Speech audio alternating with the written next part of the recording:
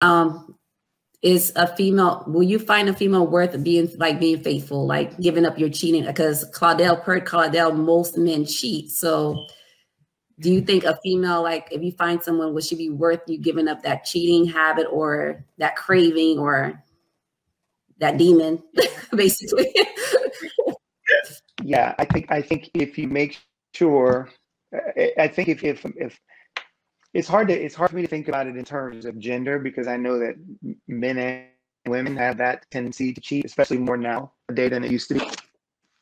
I think as long as it's the right person, if it's the right person, and what I was saying earlier, and I think what we were also saying earlier, I would highly recommend waiting until you feel like, okay, I have weighed my options, I've found the person. This person has all these characteristics that I'm interested in. This person loves me passionately, unconditionally. They have the agape love, sacrificial love. They're willing to do everything for me, and I'm willing to do everything for them. There's compatibility and all this other stuff. To me, you become convinced that why would I need someone else? When you have this, if you're convinced, it's kind of like, and this is such a bad analogy, but I can't think of something else right now.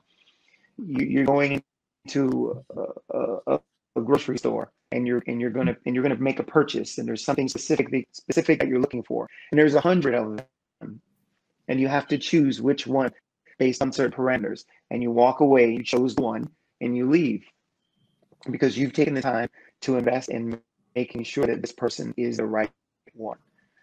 And now when you go home, I can't imagine the person eating this product that they purchase, that they devote all the time. Clearly, they probably have invested enough to know what the flavor is like. And then suddenly start thinking, oh, I probably should have gone and picked the other thing. I think it's the same thing I was saying a little bit earlier.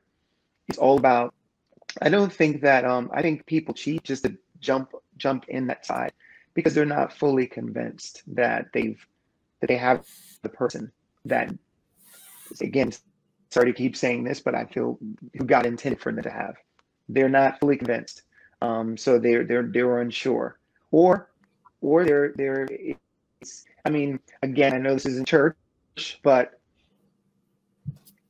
the existence of temptation. I mean, I'll use that term because that's a universal term. The existence of temptation is real, and the reality is, whether it's on television, whether it's online, or wherever you look, there's this constant, the red meat is constantly thrown out there for men and women.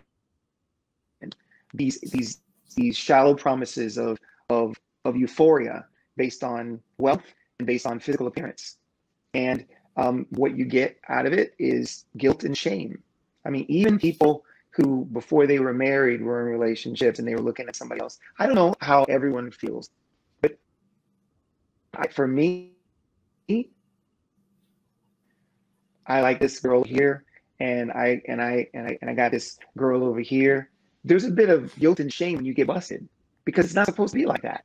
So for me, it's really devoting that time to really finding out who that person is, and if it's a lifelong search, then I think it's worth taking the time to do that. I don't know if I answered your question.